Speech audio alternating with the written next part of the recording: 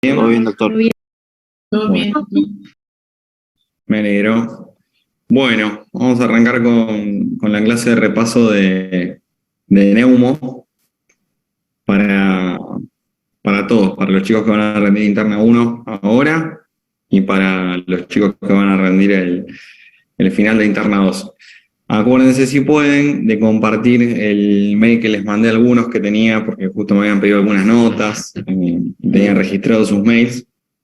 Si por favor pueden compartir ese mail con el resto de los compañeros, bienvenido sea. Sí, porque tuve algunos que me han mandado mensajitos hace un ratito, se ve que no les había llegado el link todavía. Bueno. Sí, Martín, ya compartimos en todos lados, pasa que mañana se rinde oftalmo y somos un montón para rendir oftalmo, estamos en las últimas. Bien, bueno, vamos con todo entonces. Vamos a hacer repaso de Neumo, que quizás es la era más cortita de las eras de interna 1. Básicamente les voy a dar algunos casos clínicos para que resolvamos. Es difícil resolver por Zoom entre todos, porque si no van a empezar a hablar todos, así que voy a poner el caso clínico, ustedes pueden ir contestando en el chat, ¿sí? Si van surgiendo algunas dudas también las vamos a ir resolviendo en el chat. Y yo voy a ir resolviendo ese caso clínico, ¿sí? El primer caso clínico que seguramente todos los que le pregunten por neumonología van a encarar es el caso clínico de un paciente que consulta a la guardia por disnea, tos, fiebre, con cierto malestar general, astenia, y el ejercicio que ustedes tienen que hacer básicamente es de qué manera van a abordar esa consulta. Bien. A eso va a ir orientado el examen final oral, ¿sí? Por supuesto que este es un repaso para el examen final oral, si bien después vamos a hablar un poquito de los temas que no pueden dejar de tener en cuenta para rendir el escrito y de los famosos escalones que siempre les digo. Este caso clínico es un caso clínico más para poder plasmar lo que aprendieron en el día del oral. Entonces llega este paciente con esta característica de un paciente de 60 años y la pregunta va a ser de qué forma ustedes lo encaran. ¿El examen físico es importante? Claro que es importante. ¿Qué más se les ocurre que es importante? Antecedentes, ¿qué pasó? Bien. La anamnesis. La anamnesis en general, ¿sí? Los antecedentes del paciente, cuándo comenzaron los síntomas, ¿sí? Y ya inmediatamente nos metemos quizás en lo que es un poco más intervencionista, ¿sí? A ocultar al paciente, ver si escuchamos algún crepitante, estar atentos ante la presencia de, si se quiere, síntomas B, estar atentos a la presencia de algún sangrado en esos episodios de tos que ha tenido el paciente, si hubo o no hubo hemoptisis, estar atentos a pensar al paciente como un paciente que no sabemos del todo cuáles son sus antecedentes, por eso es tan importante la anamnesis. Entonces, rápidamente les digo que en la anamnesis, en el examen físico, uno oculta algunos crepitantes en ambas bases pulmonares, ¿sí? Y que el paciente evidentemente tiene disnea, que lo van a saturar, y satura 94, 93, a veces llega a 95, pero le cuesta, tiene mucha astenia. ¿Qué se les ocurre que deberían hacer entonces después de eso? Una placa de tórax. ¿Un laboratorio? Una placa de tórax, perfecto. Y radiografía de frente, perfil, laboratorio básico. Bien. Y yo les pregunto qué esperan encontrarse en esa placa. ¿Qué me contestan? Y por la clínica, un síndrome de condensación o un vidrio esmerilado. Tengo que ver también en el paciente, yo preguntarle si hace poco estuvo internado o no, si tuvo alguna intervención de algo. Perfecto, perfecto. Bien.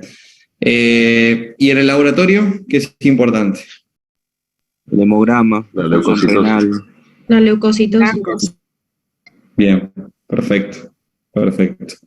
¿Y hay algo más que tienen que ver del laboratorio importante de estos pacientes? La eritrosedimentación. La eritrosedimentación, PCR, si tuvo algún tipo de sangrado. Ionograma también. Otra A cosa. la izquierda. La glucosa. Otra cosa. Urea, creatinina. Ahí, El estado ácido base. ahí me gusta La más. función renal. Urea y creatinina. ¿Por qué es importante la urea y la creatinina? La función renal. ¿Por qué? ¿Para qué me va a Por los fármacos que le vas a dar. Una por los fármacos que le puedo dar y la otra, Para establecer el CUR 65. ahí me gusta, muy bien Agustina, muy bien Micaela, muy bien Lucy. Para establecer el CUR 65, ¿sí? Recuerden que tienen que estratificar a este paciente para ver de qué manera lo van a abordar, y esa es una gran pregunta de examen oral. ¿De qué manera ustedes definen la conducta sobre ese paciente que está consultando por síntomas respiratorios y que probablemente por todo lo que uno les dice, ustedes tienen que pensar que se trata de una neumonía y que de alguna manera van a tener que responderle al docente de qué manera la van a tratar? Entonces, este señor que tenía 75 años, que tiene una urea normal, pero que tiene una tensión arterial que está al límite, está 80-60, no satura muy bien. ¿Qué se les ocurre que van a hacer con el paciente? ¿Lo van a tratar de forma ambulatoria? ¿Qué otros datos quieren saber? Internarlo. Internarlo. Interna. Perfecto, lo van a internar. Y acto seguido, después de internarlo, Hay que cultivarlo. Unamos cultivos con la fiebre. bien, Cultivos de esputos, muestras de esputos para Y cultivo. establecer el tratamiento con antibióticos. O sea, ¿qué antibióticos le vamos a dar? Pero Bien. no empiezo con un empírico, el tratamiento empírico. bien. Antes de poner el tratamiento antibiótico, recuerden siempre, no cometer Tenemos ese cultivo. error, siempre tienen que cultivar a ese paciente, ¿sí? Por favor, no se olviden de eso, porque si ustedes ponen un tratamiento antibiótico al paciente, no lo cultivaron previamente, no le pidieron un antibiograma, todo lo que ocurra después con ese paciente va a ser de un manejo mucho más complejo, porque no sabemos desde dónde partimos, ¿sí? A qué germen estamos atacando. Si bien uno sospecha que puede ser un estreptococo neumoniae por orden de frecuencia, que puede ser un estáfilo, y que de alguna manera le vamos a terminar acertando con el tratamiento, hay un montón de otros gérmenes que quizás se nos escapan, ¿bien? Entonces el hemocultivo con el antibiograma es fundamental antes de iniciar el tratamiento antibiótico. Otra cosa importante que pusieron ahí en el chat, algunos me lo mandaron por privado, otros lo pusieron ahí para todos, es ver el estado ácido-base, ¿sí? De ese paciente, hacer un estado ácido-base. Y el estado ácido-base, recordarán, uno lo va a hacer a partir de la muestra de ¿qué? De sangre arterial. Sangre arterial. De sangre arterial, muy bien, que no es la misma que le saqué para el laboratorio, ¿sí? Que es sangre venosa, ¿sí? Son preguntas que parecen muy sencillas, que parecen muy básicas, pero con el nerviosismo de ustedes el día del examen final, un médico en el hospital les pregunta eso, porque es algo, repito, muy básico, y no lo saben responder, y hay que saberlo, ¿sí? Es importante saberlo, porque si yo tengo un estado ácido base que no es arterial y que es venoso, todos los parámetros que yo voy a calcular a partir de ese estado ácido base, como sea la PAFI, como sea la presión parcial de oxígeno que espero que el paciente tenga, o el requerimiento de la máscara de oxígeno que puede tener el paciente, van a venir totalmente alterados y no me van a servir. ¿Bien? Entonces lo internamos al señor, lo hemocultivaron, le hicieron un estado ácido base. ¿Qué antibiótico le pondrían?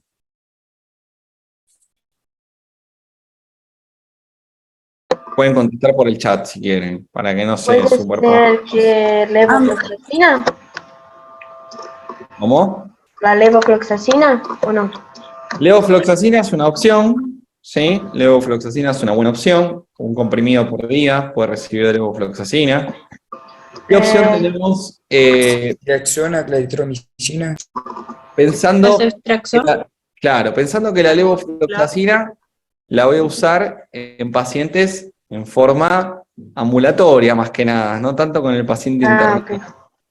Si yo voy a internar... Discúlpame, Sí, Perdón, llegué medio tarde. Estamos hablando de una neumonía, ¿no es cierto? Una neumonía de la comunidad. Probablemente. Probablemente. ¿Podría ser, por ejemplo, ya por la edad del paciente y todo eso, comenzar con algo básico como una amoxiclav, por ejemplo, vía oral? Ahí ¿O quería no sería llegar. muy...? Ahí quería ¿No? llegar, porque eso es una pregunta que les hacemos siempre y a veces Ujú. se equivocan. Si yo voy a tratar al paciente en forma, si lo voy a internar al paciente, ¿sí? Le voy a ofrecer un tratamiento un poco más intensivo porque es un paciente que está hipotenso, que no satura bien, que tiene un cierto grado de hipoxemia. Le voy a ofrecer una antibiótico terapia endovenosa. ¿Sí? No tiene sentido que yo interne a un paciente para darle levofloxacina o para darle amoxicilina clavulánico. ¿Sí? Esas son dos opciones que voy a tener Entonces en cuenta. pasaríamos a un Ampicillvac, por ejemplo. Exactamente. Y esa es la pregunta que uno les hace a ustedes cuando les decimos qué tratamiento antibiótico le ofrecerían a este señor. Lo primero que tienen que responder es la ampicilina con el Survactam, ¿sí? Que es el equivalente de la amoxiclav, pero en forma endovenosa. ¿Bien? No Te le vamos consulta, perdón, perdón que te corto. ¿Eso es 1,5 puede ser? de la ampicilina, sí. Ajá, ¿y es 1,5. cada 12 o cada 8? Porque eso Cada es lo que 8, por ahí, cada 8. cada 8 horas. Bien, está. No vamos a ofrecerle entonces una antibiótico terapia vía oral a un paciente que voy a internar, ¿sí? Eso que quede claro para todos, porque si no, lo mando a la casa. Si yo no le voy a ofrecer tratamiento antibiótico endovenoso al señor y le voy a dar un comprimido de amoxiclavulánico, 1 gramo cada 12 horas, no tiene sentido que lo interne, ¿está? Ahora bien, ampicilina sulbactam es una opción.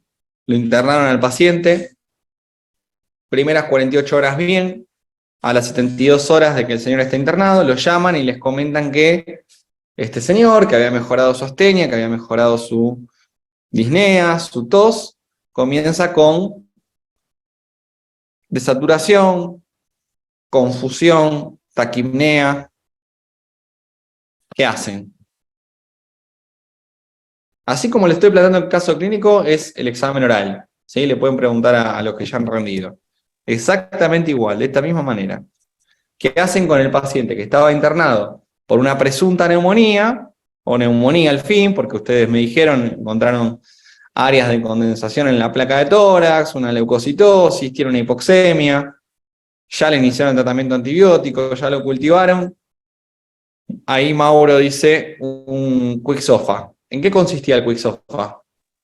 Tenía que ser 2 de 3 parámetros para que me indique que el paciente estaba en shock, que era la confusión, la obnubilación que planteaba, la taquipnea y la hipotensión.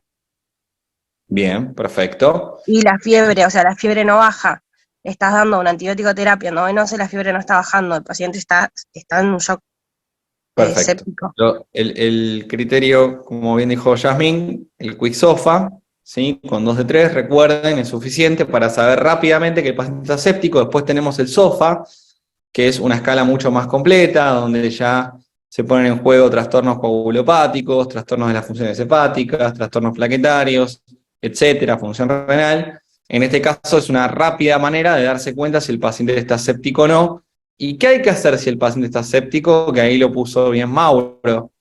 Cultivarlo, ¿sí? Es decir, un paciente que está internado recibiendo antibiótico terapia hace más de 48 horas y comienza con una evolución tórpida, lo que habrá que hacer es volver a cultivarlo, no solo hemocultivo, sino urocultivar al paciente. Tengan en cuenta que es un paciente que ya está internado en un nosocomio, que puede haber adquirido alguna infección intrahospitalaria, y más allá de que el foco sea respiratorio, me corresponde descartar que no haya otro foco. Entonces, cultivo al señor, roto el esquema antibiótico. ¿A qué lo puedo rotar si el señor estaba recibiendo ampicilina y sulbactam? Céfalo de tercera. Sí, como por ejemplo Ceftriaxona. Ceftriaxona. ceftriaxona, 1 gramo cada 8 horas, ¿sí? La puedo asociar a la claritromicina, la puedo asociar a la micacina. Esos son básicamente las opciones que tengo. Otra opción que tengo es la piperacilina tazobactam, ¿sí? 4.5 cada 6 horas, adecuado a la función renal del paciente, ténganlo en cuenta. Y después ver, ¿no? Si se trata de un estafilometicino resistente, ¿qué le puedo ofrecer? Vancomicina. Vancomicina. 1 gramo, 2. Vancomicina. ¿Y con el cuidado de qué? Con la Porque es vancomicina. nefrotóxica. Es nefrotóxica. Perfecto. Yo tengo que tener cuidado con la, Ojo. ver Perfecto. Ojo con esto. equilibrio. Bien. Perfecto. Y si yo les pregunto, porque esto recuerden que es un final, no es el examen recuperatorio de una era, si yo les pregunto por qué ese señor, o más que preguntarles, les digo que ese señor cuando ustedes lo fueron a revisar estaba con disnea y de saturación, es cierto, pero que a su vez lo notaron un poco dematizado, que no estaba orinando, que no tenía un buen ritmo diurético. ¿Qué piensan que le puede estar pasando? ¿Edema agudo de pulmón? Bien, se puede estar sobrecargando, ¿sí? Puede estar haciendo insuficiencia cardíaca congestiva. Es un Nosotros no sabíamos si tenía una cardiopatía de base. Exactamente. Y esta infección que agarró le sobreagudizó la insuficiencia cardíaca.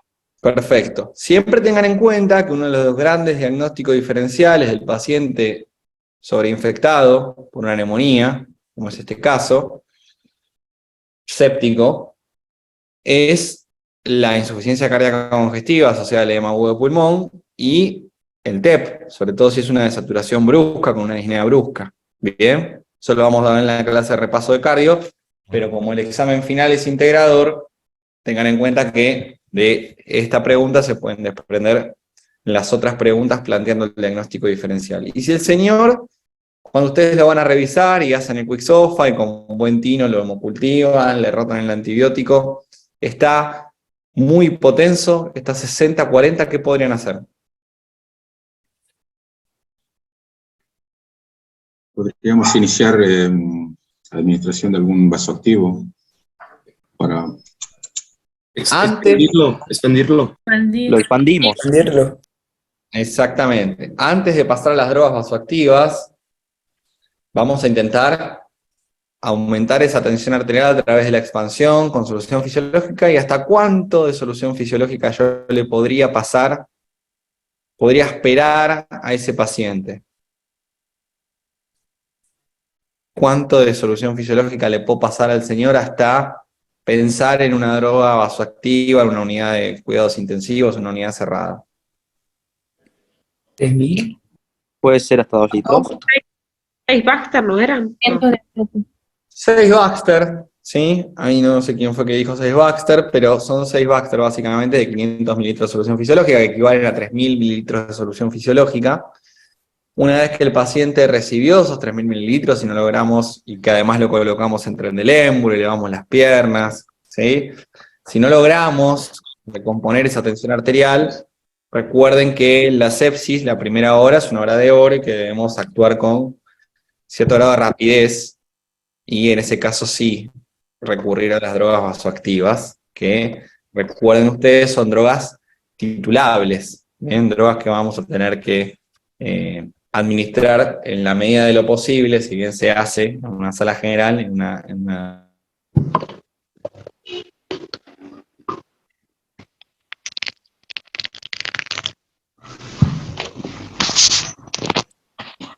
Ya tendríamos que ver por las dudas a cuánto sería el plan, por ejemplo, si a 21, 28 gotas. No se cortó.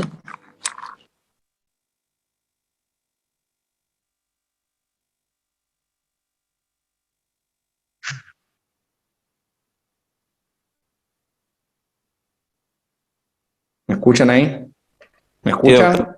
Ahora sí. Sí, sí, sí. Y se había cortado. Se cortó. Bien. Que te una de las- consultaba Sí. una cosa. Por ejemplo, acá si hablamos de un paciente, ¿no es cierto?, que tenga problemas cardíacos y eso, para no encharcarlo tanto, ¿sería un plancito a 21, 28 gotas o no es necesario saber eso, cada cuánto, cómo? El tema es que ahora, en el caso clínico que estamos planteando, estamos tratando de sacar al paciente de un shock séptico. Vamos ¿sí? a un gota libre. Ahora vamos a hacer un goteo libre, es una expansión rápida. Vamos a tratar de pasarle el líquido, después veremos cómo manejamos, ¿sí? Si el paciente va a necesitar de ayuda de diurético, ver cuál era su ritmo diurético que venía trayendo, pero en este momento que está hipotenso, con riesgo de vida, vamos a priorizar el pasaje de fluidos. Bien, les decía que las complicaciones, una de ellas es la sepsis, que ya la habíamos nombrado. ¿Qué otras complicaciones puede tener el paciente que se interna por una neumonía? Que haga un derrame. Un derrame pleural. Un derrame pleural, hace un empiema. Sí, paraneumónico. Fundamental, ¿sí? Fundamental que no se olviden el derrame pleural. Bien. Y si el paciente hace un derrame pleural, ¿de qué manera lo puedo estudiar? Una paracentesis. Una paracentesis, me tiro del balcón de acá de casa. ¿Sí? No, una toracocentesis. Todavía nos quedan 2 semanas para el repaso de gastro. ¿Sí? Para ver los criterios de Light. Bien. Toracocentesis, criterios de Light, LDH, albúmina. Y más que nada para distinguir si se trata de un exudado o un trasudado. Si es un derrame pleural secundario a una neumonía, ¿de qué vamos a estar hablando? Seguramente. De un exudado. Exudado. Y yo tengo que pensar en un derrame pleural que tenga un origen de trasudado. ¿En qué puedo pensar? ¿En qué 2 grandes causas puedo pensar? Insuficiencia cardíaca, cirrótico, cirrosis. Bien, Perfecto. muy bien. Insuficiencia hepática e insuficiencia cardíaca, básicamente esas 2 grandes causas. Y la toracocentesis que yo le voy a realizar a ese paciente, ¿puede ser terapéutica también? Sí. Sí, Sí, es parte del tratamiento. Bien, perfecto. Y si el paciente se complicara con un derrame pleural, ¿qué vería yo en la placa de tórax? borramiento de los senos Borramiento de los senos costofrénicos. Bien, que se borre un seno costofrénico, bueno, o ambos, si tienen mucha mala suerte. Ahora, eso también es criterio para cambiar el tratamiento antibiótico, ¿no? Sí. Qué dudas, ¿eh? Sí. Sí. Es una complicación, ¿sí? Es una complicación. Y el líquido que yo voy a obtener de esa toracocentesis, ¿qué voy a hacer con ese líquido? Estudiarlo con el citológico. Exactamente, hay que cultivar ese líquido. ¿sí? citológico, bioquímico y Citológico, bacteriológico. recuento celular, bien, ojo con eso, no se olviden de eso. ¿Y alguna otra complicación de la neumonía? Los chicos A nivel con el derrame, absceso, muy bien, ¿qué más? Empiema. el derrame Empiema, tiene un bien, empiema. exacto, ¿qué más? Puede ser un paciente POC que se haga una reagudización, algo así. Sí, ¿qué más? La famosa pregunta. Doctor, Endocarditis. ¿puede haber también una necrosis parenquimatosa como Sí. complicación de la neumonía? Mucha mala suerte, sí, pero podría. Más, algo más frecuente, cosas más frecuentes. ¿Pericarditis puede ser? Puede ser, no es lo más frecuente, pero puede ser. ¿Qué otra cosa? Una endocarditis o insuficiencia respiratoria. Ahí me va gustando más, una insuficiencia respiratoria. Ujú. ¿sí? No se olviden que puede ser una insuficiencia respiratoria. Bien. Y a los chicos de segundo, porque los chicos de primero todavía no tienen por qué saberlo. ¿Qué cuadro clínico puede desencadenar una infección en un paciente? Si yo les digo que dentro de los antecedentes el señor era diabético.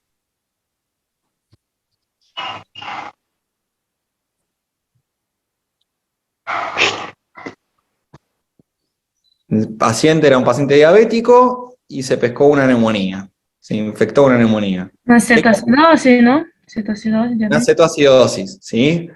Ojo con eso. Los chicos de segundo tienen que estar conectados, todo lo de primero, todo lo de segundo. ¿Bien? Y ahora los chicos de primero, sigamos haciendo un ping-pong. ¿Qué otra complicación puede darse a partir de un cuadro infeccioso como una neumonía en un paciente que es cardiópata?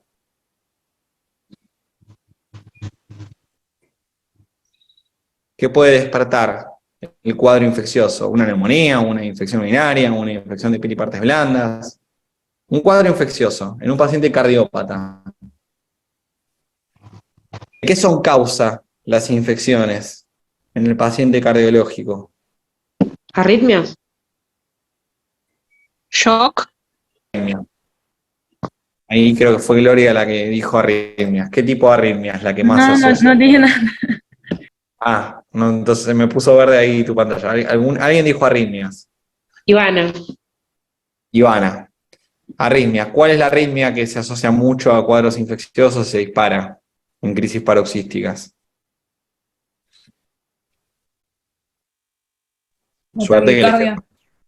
Suerte que les queda un mes para el examen.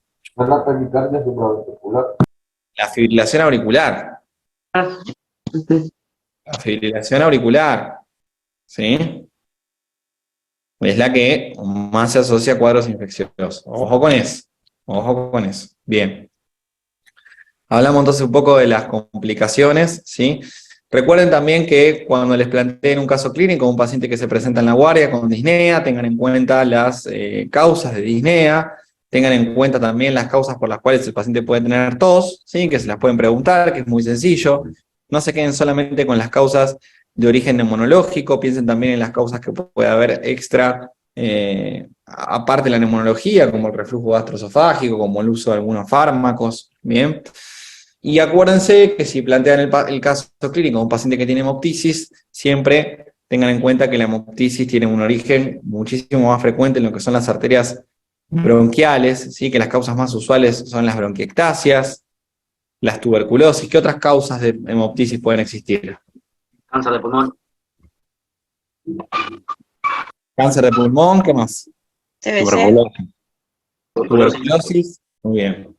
Y bronquiectasias, básicamente con que recuerden esas tres, está muy bien, ¿sí? Después, si se pueden acordar que existen vasculitis, como la de Wegener, que pueden provocar hemoptisis, que el síndrome de antifosfolipídico puede provocar, de Gould-Pasteur puede provocar hemoptisis, que puede haber casos de abscesos pulmonares con hemoptisis, ¿bien? Pero las más grandes fueron las que hemos mencionado, ¿bien? Dentro de la clasificación de las neumonías, acuérdense que tienen neumonías que pueden ser intrahospitalarias, que van a modificar un poco el tratamiento, y que también tienen neumonías que son atípicas, ¿bien? Neumonías atípicas se ven muy beneficiadas del tratamiento con macrólidos, como la claritromicina o la eritromicina, ¿bien? Como gran diferencia. Y que otra neumonía muy importante que ustedes tienen que conocer es la neumonía que se da en el paciente HIV. ¿Cuál es el agente biológico más frecuente en el paciente que tiene una neumonía y que es HIV positivo? ¿El girovesi? Esa es una pregunta con trampa, porque ese no es el agente etiológico más frecuente. El agente etiológico... Sería el neumococo. Exactamente, es el neumococo, es el streptococo neumoniae, igual que en el paciente inmunocompetente. Pero en el HIV sí está el Pneumocystis jirovecii, que por lo general provoca los cuadros clínicos de neumonía más graves en el paciente HIV positivo. Y en ese caso, ¿de qué tratamiento estamos hablando? ¿TMS? Del TMS. Muy bien, del TMS. 800, 160 miligramos cada 12 horas de TMS para el paciente HIV positivo que tiene una Pneumocystis jirovecii, que si además tiene una hipoxemia, es decir, si tiene una PO2 menor a 60, ¿qué le puedo ofrecer para ayudarla a sentirse un poquito mejor? ¿O dos? Corticoides. Corticoides. Muy bien. Corticoides. Bien. Y ahora tengo el caso clínico de un paciente de unos 40 años que me consulta porque está con tos, con pérdida de peso, y que en ciertas ocasiones esa tos está asociada a hemoptisis. Bien. El paciente, la verdad que tiene un mal estado general, ¿sí? Y cuando ustedes comienzan a indagar, realmente perdió peso en el último tiempo, y es un paciente que no tiene muy buen aspecto en general, ¿sí? Está muy asténico, está muy abúlico, ahí algunos empiezan a poner TBC, que es el gran diagnóstico diferencial, y ¿Fiebre puede nocturna? ser, y ahí quería llegar yo a lo que puso Franco, Mercusi en el chat, que puede ser un cáncer de pulmón, ¿sí? Quizás es el gran diagnóstico diferencial en el paciente con hemoptisis, tos, disnea, síntomas respiratorios en general, pero asociado más que nada a la hemoptisis, en un paciente que ha perdido peso, que tiene cierto grado de astenia. La gran tarea que tenemos por delante es diferenciar entre un cáncer de pulmón y una TBC. ¿Bien? ¿Tiene fiebre nocturna? Tiene fiebre nocturna. Pensemos que este paciente lo vamos a encarar del lado de la sospecha de la TBC. ¿Qué cosas habría que pedirle al señor? La prueba de tuberculosis. Los antecedentes. No, los antecedentes, o sea, cómo vive, con quién Bien. vive, a qué se dedica. Exactamente, fundamental la amnesis. Recuerden que las situaciones de Hacinamiento. de hacinamiento, no me sale la palabra, de hacinamiento, ¿sí? De muchas personas que conviven en un mismo habitáculo o que trabajan durante mucho tiempo, indagar sobre compañeros de trabajo, familiares, parejas que estén con síntomas respiratorios también. Eso nos va a ayudar a ya irnos separando un poco de la sospecha del cáncer de pulmón. Y la placa de tórax, ¿no? Que no siempre vamos a tener la posibilidad de ver esas cavernas, pero que nos puede orientar muchísimo, y sobre todo en el cáncer de pulmón siempre una imagen, ¿sí? En la tomografía, sobre todo, no tanto en la radiografía, suele aparecer. ¿Cuál era el tratamiento para los pacientes que tenían tuberculosis inmunocompetentes? Rivampicina, Isoniazida, tambutol. niacinamida y tambutol. Perfecto. Por 6 favor, meses. recuerden que son 2 meses de estas 4 drogas, seguidas de 4 meses solo con isoniazida Sí, y hay rifampicina. Recuerden que si el paciente es HIV, debe recibir el mismo tratamiento. Algunos trabajos hablan de que el tratamiento en el paciente inmunosuprimido debería ser un poquito más prolongado, ¿sí? Pero no hay nada todavía demasiado establecido. Y de esa manera encararían el diagnóstico de un paciente que tiene una TBC. ¿Sería bueno hacer una broncoscopía a este señor? Sí. La vaciloscopía y cultivo. Bien. Y este señor que tiene hemoptisis, y esta pregunta es para los chicos de segundo año, no para los chicos de primero, porque no la van a poder responder. Si yo decido hacer una broncoscopía, ¿qué cosas tendría que ver del laboratorio antes de llevarlo a un procedimiento tan invasivo como la broncoscopía? ¿Programa? El coagulograma. ¿Qué más? El coagu. Una cosa más.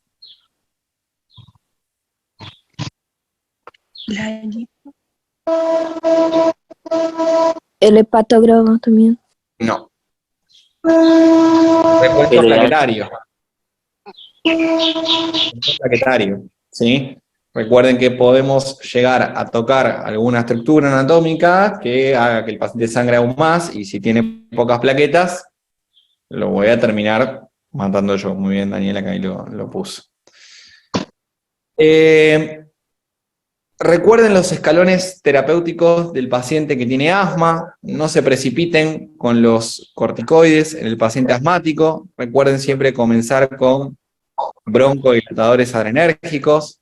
Recuerden los efectos adversos de estos broncodilatadores adrenérgicos, así como también los broncodilatadores anticolinérgicos que provocan gran sequedad, retención de orina.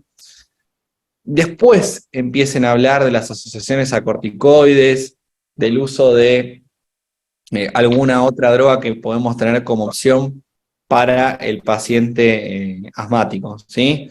No arranquen con el Montelukast, hagan el escalón terapéutico paso a paso, como arrancar en la insuficiencia cardíaca con el monotriato de isosorbide. No, vayan paso a paso, ¿bien? Y recuerden siempre que el diagnóstico del asma se hace mediante ¿qué? Espirometría. Bien, y esa espirometría tiene un patrón ¿de qué tipo? Objetivo. Bien, perfecto, muy bien. De nuevo es importante que conozcan los síndromes paraneoplásicos, un poco lo charlaba con los chicos de primer año, donde tienen mucho más cáncer que en lo que es en Interna 2, donde quizás, si bien vemos cáncer, no tenemos tanto como en el primer año de medicina interna. Tengan en cuenta sobre todo esto para el examen escrito, ¿sí? Que les preguntan mucho síndrome paraneoplásico, el cáncer de pulmón no va a ser la excepción. Complicaciones de los pacientes que presentan apneas del sueño. ¿De qué forma podemos estudiar un paciente con apnea del sueño? Acuérdense de la anamnesis, que es muy importante, de la polisomnografía, que nos va a poder también orientar y confirmar este diagnóstico. Son pacientes que tienen un cierto grado de hipoxemia, y que esa hipoxemia muchas veces los lleva, recuerden, a la poliglobulia, y los pueden llevar incluso a cuadros hipertensivos, arritmias. Siempre aparecen las preguntas, y ya me meto con lo que es el examen escrito de las EPIC, ¿sí? Las famosas causas de EPIC. Siempre aparecen las famosas causas de bronquiectasias. Denle bola a eso, lean eso, no lo pasen por arriba, ¿bien? Recuerden que el examen escrito es muy diferente al examen oral. No les estoy diciendo nada que ustedes no sepan, pero quizás no tienen la posibilidad de defenderse como un examen oral. Entonces, estudien bien los escalones, sin saltearse nada, como para que nadie les pueda hacer preguntas que ustedes no puedan resolver. Si planteamos un caso de un paciente que va a consultar de manera aguda, aislada, a la guardia, por un cuadro de broncoespasmo, ¿sí? Un simple y llano broncoespasmo. Ustedes, ¿qué deberían descartar como grandes causas del broncoespasmo? Gastritis. Gastritis es una crisis muy buena asmática. El reflujo gastroesofágico. Crisis asmática.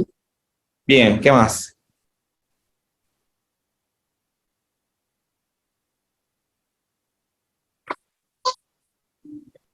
¿Qué más deberían descartar? Alergia a algún fármaco. Bien, ¿qué más? La famosa pregunta que ustedes cuando llega noviembre y diciembre no quieren escuchar. ¿El qué más? POC, puede ser. Puede ser un EPOC agudizado que tenga un poco de broncoespasmo. ¿Qué más? Puede ser también por ejercicio, por el frío, ¿no? Reflujo ¿Qué esofágico. más? Bien, reflujo gastroesofágico, un poco lo que dijeron antes con la gastritis. ¿Qué más? Podría ser un edema agudo de pulmón. Podría ser un edema agudo de pulmón. ¿Qué más? Obstrucción de cuerpo extraño si es chico. Y eso es muy importante, ¿sí? Eso es muy importante. Piensen que les van a tomar en un hospital donde hay mucha guardia, ¿sí? Obstrucción de cuerpo extraño, una insuficiencia respiratoria aguda, un distrés respiratorio, un TEP, una crisis anafiláctica, un poco lo que dijeron antes de algún fármaco, también puede ser por alguna picadura de algún insecto, ¿bien? Todas esas son causas importantes de broncoespasmo, que es una pregunta bastante frecuente en lo que es el examen oral en el hospital. Bronquiectasias. ¿Y de qué manera?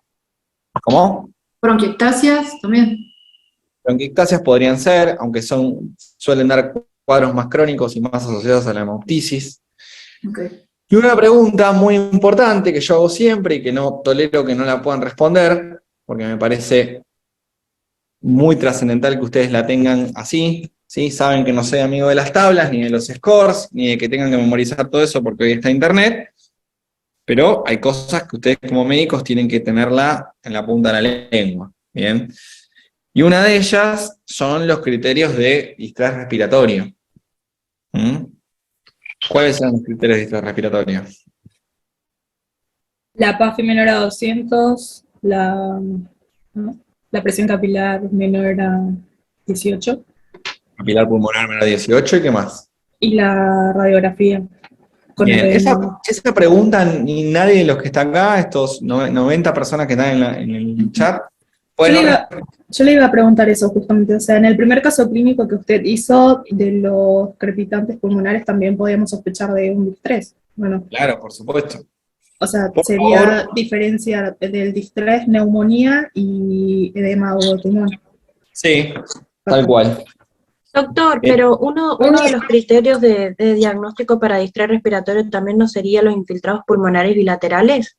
Sí, es lo mismo que decir que en la placa de tórax voy a ver una imagen compatible con edema agudo de pulmón. Ah, está bien. Lo podemos decir de las dos formas, porque en definitiva lo que voy a ver son infiltrados intersticiales bilaterales, ¿sí? O alas de mariposa, lo pueden decir como quieran, lo importante es que tengan en cuenta que la placa tiene que ser una placa de clara sobrecarga de volumen, de edema pulmonar, y que tiene que estar asociada a una PAF menor a 200. Después hablamos de la presión capilar, donde por supuesto no es tan sencillo en una guardia medir la presión capilar, pero sí los primeros dos criterios son fundamentales. ¿Y la PAFI a partir de qué estudios yo la puedo obtener? ¿Cómo sé yo cuál es la PAFI de un paciente? No le estoy preguntando las reglas matemáticas para calcularla. Simplemente les estoy preguntando de dónde sale, de dónde surge.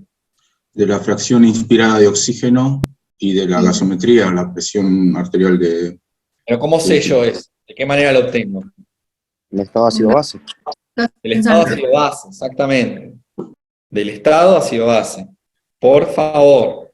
Eso también hay que saberlo, porque cuando uno responde una pregunta, tiene que poder defenderse a la repregunta, porque si no, estudio de memoria y no sé ni lo que estoy hablando, ¿sí? La PAFI, por supuesto que se desprende de la presión parcial de oxígeno sobre la fracción inspirada de oxígeno, pero si yo no tengo un estado ácido-base, no puedo saber cuál es la presión parcial de oxígeno. La fracción inspirada de oxígeno la sé mirando al paciente. Si no tiene ninguna cánula, no tiene ninguna máscara, yo sé que esa fracción inspirada de oxígeno es 0,21. Si tiene una cánula colocada, veré qué cánula tiene colocada para poder calcular o estimar.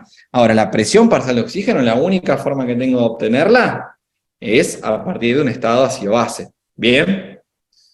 Recuerden que en un distrés, a un distrés pueden llegar los pacientes chocados, los pacientes que están sépticos, los pacientes que hacen tromboembolismo pulmonar, los pacientes que hacen una SID, una coagulación intravascular diseminada, los pacientes que hacen pancreatitis necromorrágicas, los pacientes que hacen edema agudo de pulmón en general o hemorragias alveolares. Bien.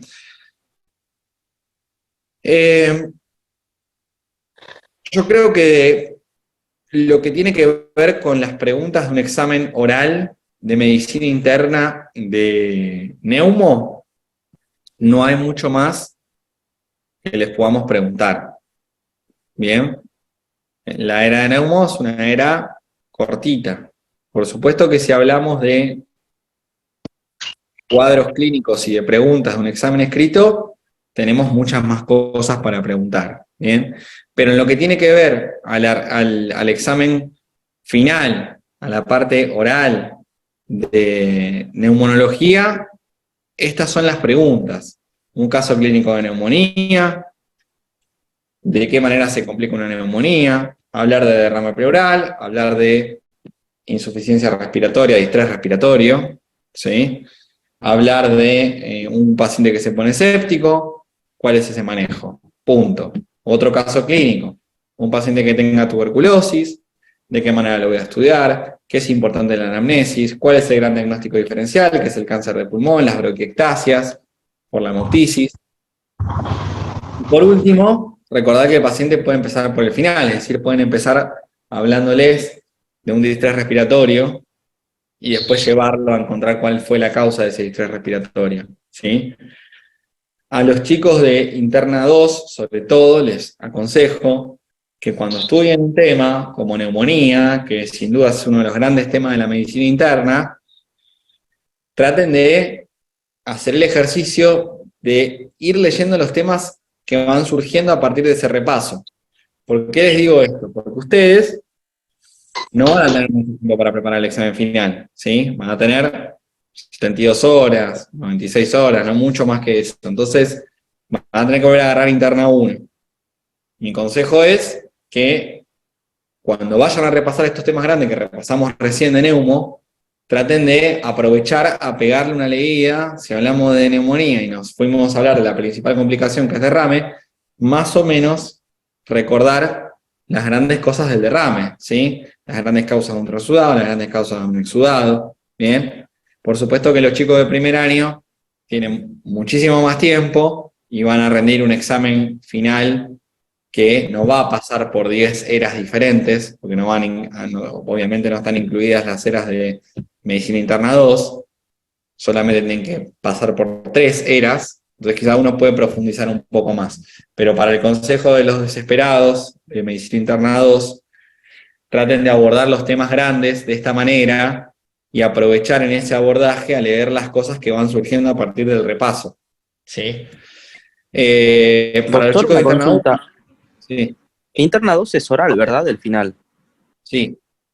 Perfecto. No tenemos la instancia del escrito, porque es distinto. Claro, por eso les digo. Ah, buenísimo.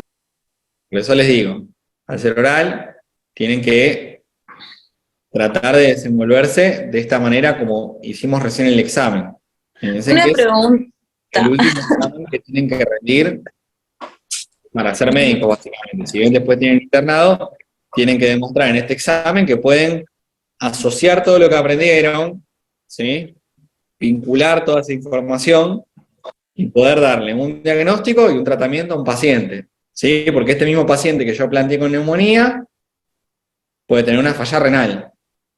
Bien, entonces tratar de dar todo ese abordaje. Se puede complicar y puede intercurrir con una cetoacidosis diabética. ¿Y cuál es el manejo de la cetoacidosis diabética?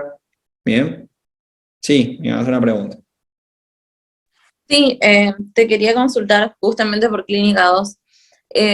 Al decir, por ejemplo, temas así grandes, no es que nos van a preguntar tampoco lo que serían las definiciones de cada patología, todas las 10, 20 causas que haya de cada una. O sea, saberlo bien, porque viste que para Clínica 1 teníamos que estudiar definición, causa, la clínica, el diagnóstico diferencial, tratamiento. O sea, a grandes rasgos sería.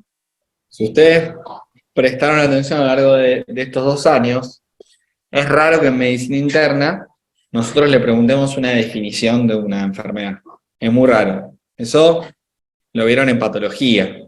El objetivo Te pregunto esto porque soy nueva, justo me mandaron, yo vengo de otra sede, entonces estoy perdidísima acá en lo que es Buenos Aires.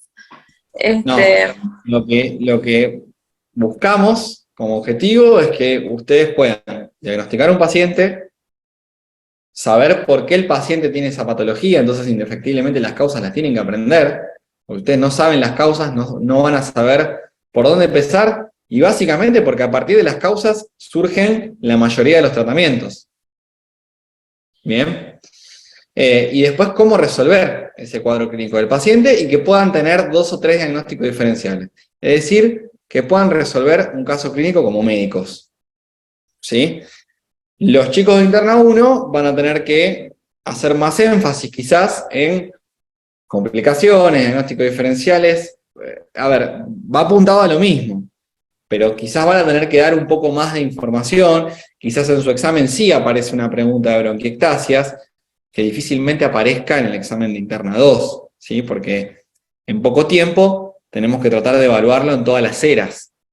Entonces yo no puedo detenerme a hablar 10 minutos de causas de hemorragia alveolar, porque no me va a alcanzar el tiempo para preguntar una leucemia. Bien. El objetivo del examen oral es ese. Bien.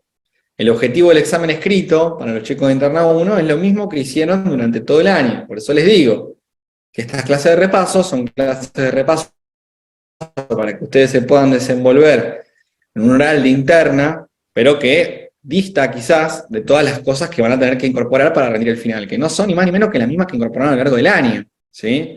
Es decir, causas, complicaciones, tratamiento, diagnósticos diferenciales, ¿sí? Los famosos 7 pilares de la medicina interna. Las causas, lo vuelvo a repetir antes de terminar la clase, siempre de las más frecuentes a las menos frecuentes. Nadie va a reprobar a un alumno porque no pueda recitar las 15 causas de cirrosis. Bien.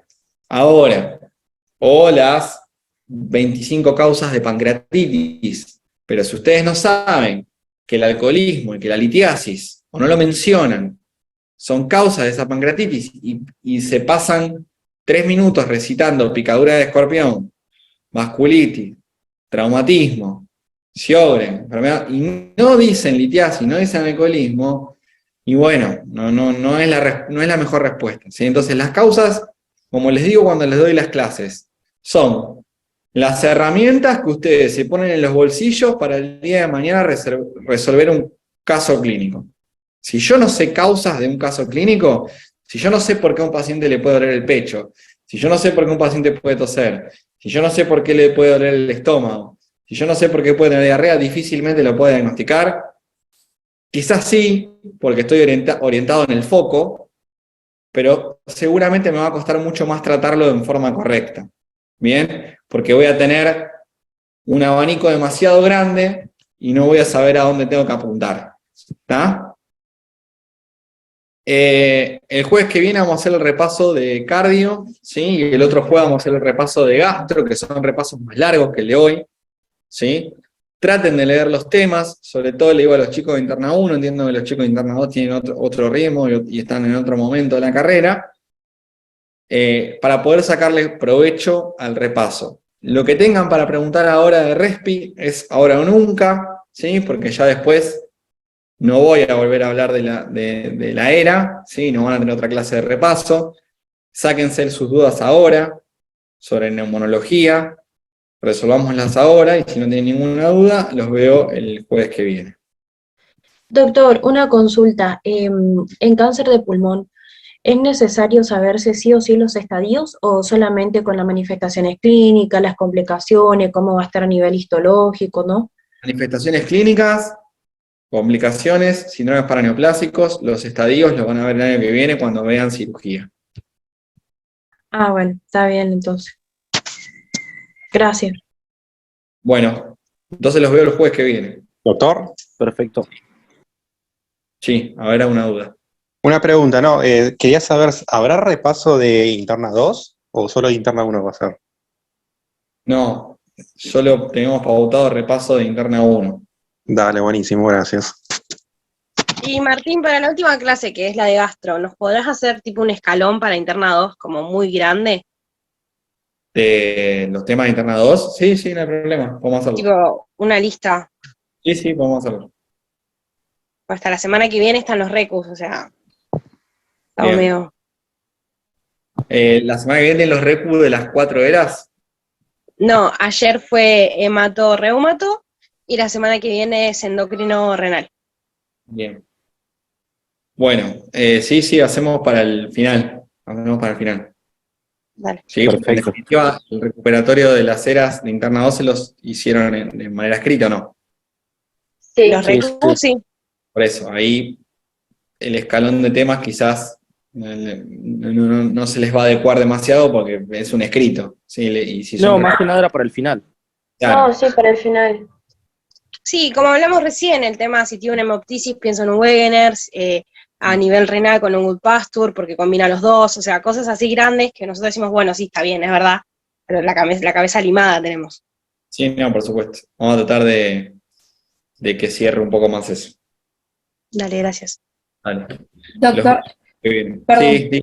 En el TEP, ahí, para el tratamiento, antes de las 48 horas le damos trombolíticos y después la heparina.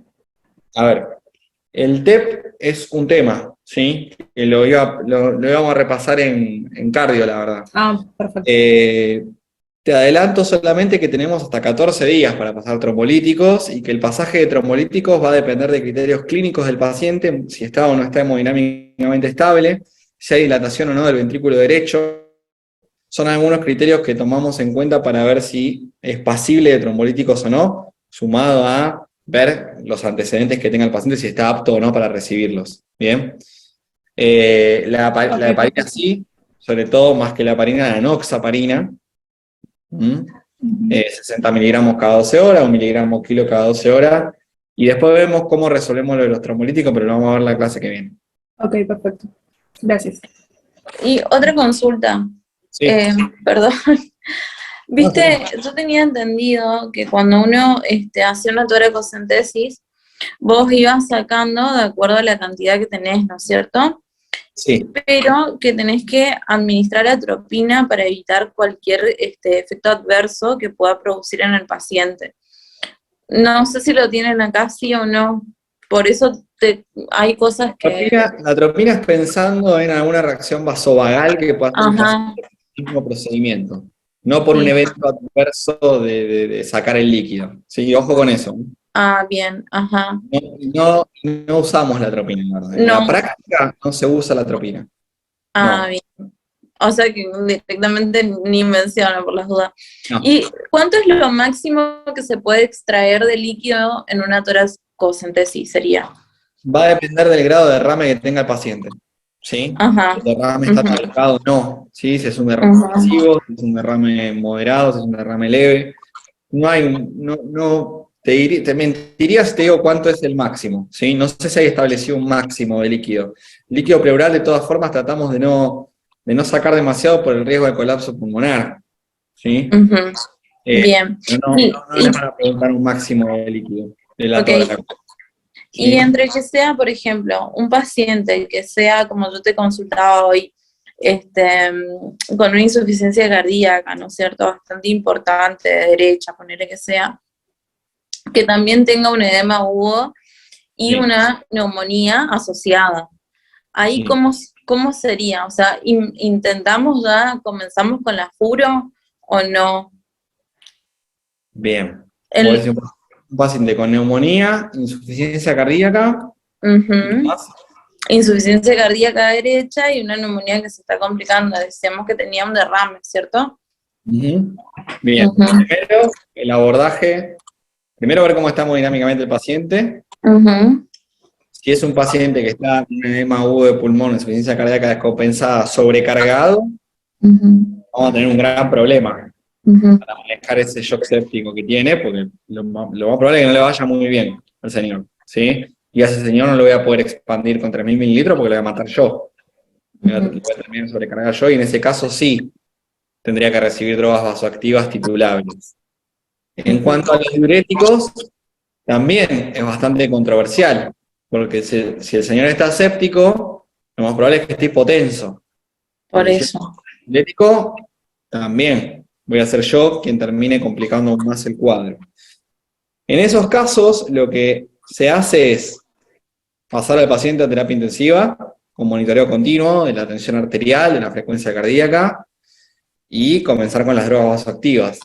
No tenemos muchas otras opciones. Bien. Y son pacientes de un pronóstico complicado.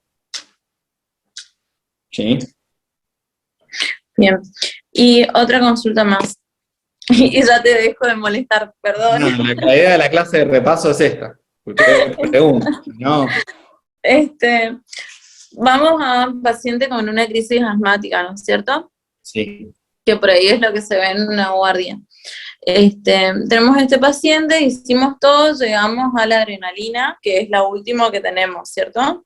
Sí. Ponele que esté mal. Hicimos todo un tratamiento básico. ¿Cómo es? A ver, hacemos los rescates, los 3 rescates, que podemos hacer un combinado con salbutamol y ipratropium. La posición del paciente siempre semisentado y le vamos a colocar hidrocortisona a dosis de 500. Bien. No sé, vos decime si estoy mal o no por ahí. No, por eso estoy escuchando, dale. Bueno, ahí empezamos con que el paciente no responde, comenzamos con la adrenalina subcutánea, ¿no es cierto? Sí. Yo leí en la bibliografía, en el apunte de Rey, en realidad, dice nebulización con furo. No sé eso, no sé qué opinas vos. La nebulización con furosemida, que fue dejada un poco de lado en los últimos años, se retomó un poco ahora con el COVID, ¿sí? El paciente era de manejo complicado. Yo no me metería tanto con eso. Sepan que existe la opción, ¿sí? La posibilidad, porque es un muy buen broncodilatador, pero vayan a la adrenalina. Hagan los pasos de, por supuesto, el manejo con la nebulización, ¿sí? Con las 15 gotas de salbutamol. Pasen, por supuesto, por la administración de oxígeno en caso de que el paciente lo necesite, y que si con eso no mejora, pasamos al uso de la hidrocortisona. Bien, Si con todo eso no lo podemos sacar del cuadro clínico, la adrenalina es una opción. Bien, y si con todo eso no va, y ya el paciente va a ir a una asistencia respiratoria mecánica. Bien, y eso se coloca. Es una ampolla que tiene 10, ¿no es cierto? Vos lo diluís con fisio, ajá. Sí, tiene 10 centímetros cúbicos. 10 que se lo 10 diluye con también es- fisio, Sí. y ahí vas pasando En cada realidad no 4 con fisio. minutos. Se diluye con dextrosa. Con dextrosa es, pensé que era con fisio. Se diluye con Ajá. dextrosa en 10 centímetros Ujú. cúbicos, y lo que vos vas a infundirle al paciente en forma subcutánea es solamente 1 centímetro de Cada esos 4 10. minutos. Ujú. En realidad, vos vas a infundir y vas a ver cómo está el paciente. Si resuelve o no resuelve la crisis. Y vas a manejarte. No es tan digamos, algorítmico. ¿Sí? Tiene más que ver con la evolución clínica del señor. ¿Sí? Tan cronometrado, digamos así. Exactamente. Si en 3 minutos no mejora y empeora la insuficiencia respiratoria, los criterios de hipoxemia, bueno. Claro, pero Virginia, también pero- viste que el paciente que tiene una que está con una crisis de asma va a tener una taquicardia, y la Sí. adrenalina también va a predisponer a esa taquicardia. Pero te vuelvo a responder lo mismo que te respondí antes. Vos siempre en medicina Ajá. vas a tratar de resolver lo que Lo pone en agudo. riesgo la vida del paciente. Ujú. Después tenemos un tiempo más. Esa droga que vos utilizaste o ese procedimiento que vos hiciste puede generar algo secundario. Pero primero tengo que resolverle esto. Si yo no le resuelvo esto, se muere. Entonces, está bien. Está taquicárdico. Bueno, pongamos la adrenalina en este caso y veamos de qué manera podemos contrarrestar ese efecto taquicardizante de la droga. Pero primero resolvamos el broncoespasmo, porque si no se ahoga, muere. Claro. Bueno, ahí hasta ese paso, ¿viste? Yo no sé, o sea, por eso voy preguntando. Tenemos hasta supuestamente 2 aplicaciones o 2 inyecciones de 2 rescates con adrenalina. Eso era lo que yo tenía entendido que nos daban a nosotros. Y ahí ustedes usan lo que sería sulfato de magnesio, Heliox, la broncoscopía, o ya pasan a una RN. ¿Cómo? Sabía usar sulfato de magnesio, ni Heliox, ni hacer la broncoscopía con lavado broncoalveolar, porque tendría que estar trabajando en un lugar que sea especialista en neumonología y que tenga el señor que me va a hacer la broncoscopía ahí. Y muy poquitas veces he visto, pero fueron las menos, crisis asmáticas que lleguen al uso de adrenalina. Por lo general con la hidrocortisona responden. ¿Siempre? No. Siempre no. He visto usar adrenalina, pero muy pocas veces. Si fueron 2 o 3 veces de 50 crisis asmáticas que he visto, es mucho. Si no mejora con la adrenalina, la asistencia respiratoria mecánica no nos va a quedar mucha otra opción. Ok. Virginia, tem alguma consulta? Ao invés de usar a adrenalina, se dá mais preferência para usar o sulfato de magnésio, ¿no? Sí, el sulfato de magnesio a veces tiene sus beneficios. Hay muchos trabajos con sulfato de magnesio, también provoca broncodilatación y de alguna manera bloquea un poco los canales de calcio. Sí, Porque relaja un poco. em la parte de RINA, de crisis asmática, menciona que o uso de adrenalina só está recomendado em um paciente que tiene uma crise asmática desencadenada por uma anafilaxia. No te entendí, perdóname. O sea, que em RINA menciona que um paciente que não responde a essas 3... Sí. Exacto, menciona que a adrenalina está indicada em pacientes com crise asmática que foi desencadenado por uma anafilaxia. Sí. La adrenalina siempre se va a llevar mejor con el shock anafiláctico. ¿Sí? De hecho, ustedes ya saben ese tratamiento del shock anafiláctico. Ahora, yo he visto usar adrenalina en pacientes que han hecho crisis asmáticas secundarias a un asma mal controlada, no necesariamente por ser un shock anafiláctico, ¿sí? Porque en definitiva, lo que voy a estar buscando hacer es que el paciente relaje un poco esa musculatura lisa, ¿sí? Y de alguna manera revertir este cuadro que lo puede llevar a la muerte en breve. La adrenalina tiene un pico de acción muy rápido, rapidísimo, en segundos, ¿sí? La hidrocortisona no. La hidrocortisona tarda un tiempito en actuar. ¿Bien? Por eso siempre recuerden que a un paciente con crisis asmática no sirve que ustedes respondan que le dan hidrocortisona solamente, porque si yo no lo ayudo con el salbutamol apenas llega, no le voy a dar tiempo a que el corticoide le haga efecto. ¿Bien?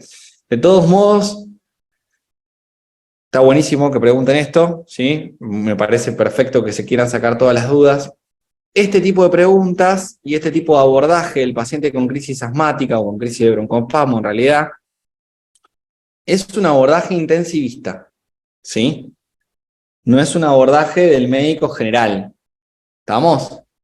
Ustedes, como médicos generales que se van a recibir, van a llegar al salbutamol, a la hidrocortisona, y en algunos casos, depende de donde estén trabajando, tendrán sulfato de magnesio para pasarle al señor, o alguno más osado, o depende con quién esté trabajando, verá aplicar alguna adrenalina, ¿sí? Pero es raro, ¿está?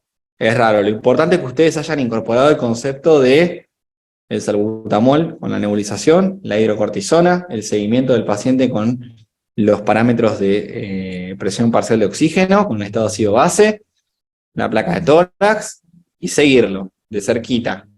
¿Está? Y que es un paciente que no está para irse a la casa, probablemente. ¿Estamos? Clarísimo, clarísimo. Y otra cosa, perdón, Sí. En el DIS-3, viste que vos diste 3 criterios de diagnóstico.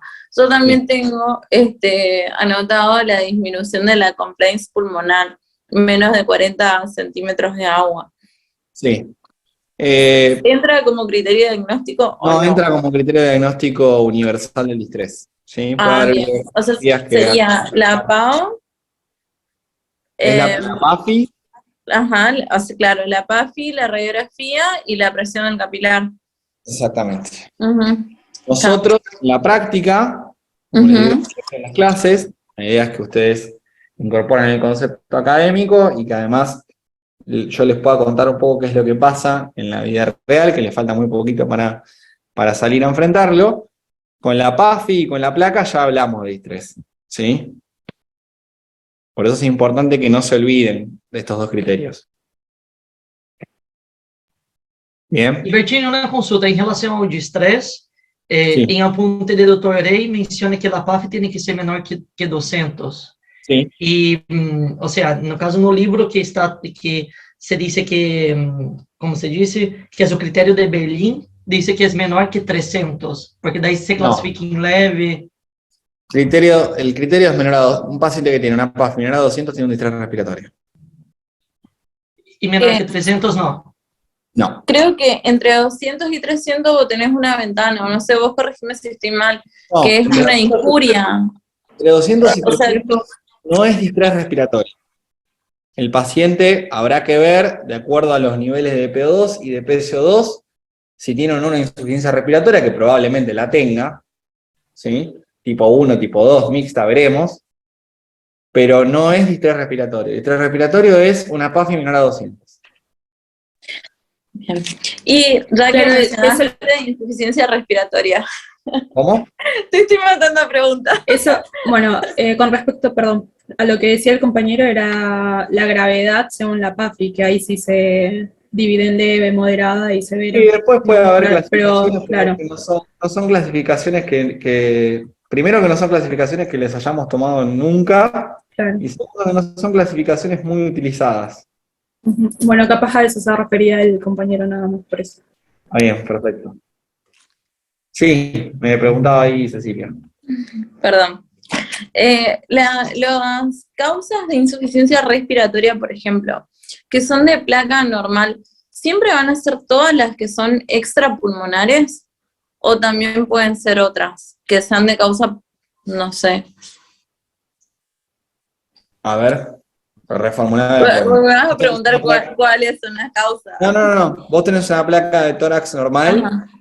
me preguntás si puede haber una causa respiratoria, de insuficiencia respiratoria, que tenga una placa de tórax normal. Te preguntaba una causa. Causas de insuficiencia respiratoria que están con una placa normal. Sí. Que eso, por ahí, viste, usaban Barré. mucho en... Guillain-Barré, miastenia gravis, Ajá, polimiositis. ajá. Ahí entrarían, por ejemplo, todas las que serían hepáticas también, o nada que ver, estoy muy... No. ¿No? Fármacos depresores del centro respiratorio, los opiáceos, los antidepresivos, barbitúricos. Bien. Bueno, bien, me gusta que aprovechen la clase de repaso porque es la idea, ¿sí?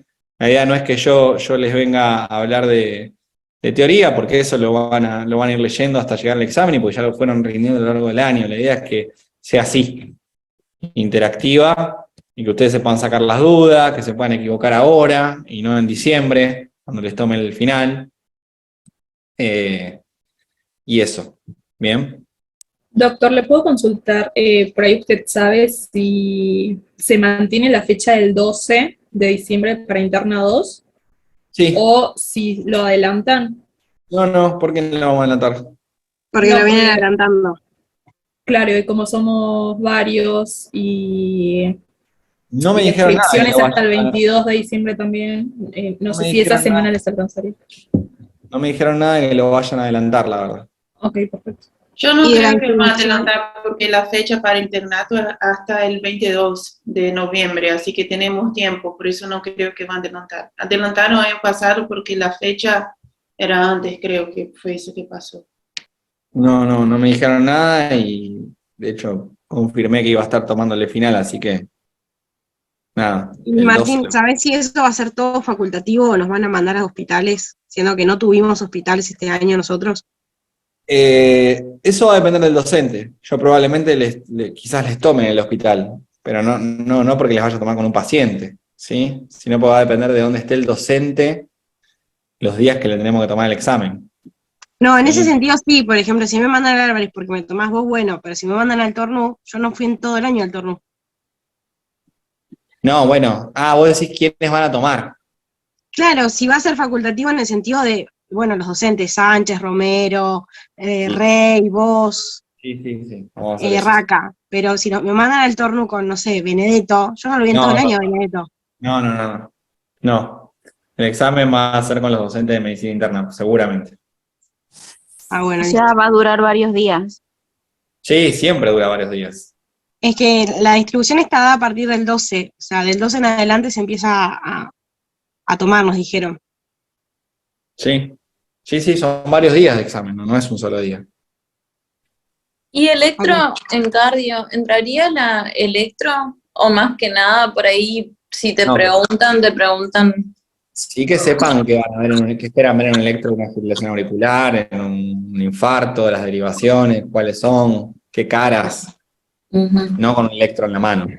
Claro. O, por ejemplo, que si yo no son bloqueo de rama, los criterios de bloqueo y esas cosas, por ahí, ¿no es cierto? Exacto. Bien, gracias. De nada. Bueno, chicos, los veo el jueves que viene. Dale, doctor. Gracias, doctor. Gracias, doctor. Chao. Gracias. Chao. Martín, jueves hasta ahora también, a las 6. Jueves hasta ahora. Gracias.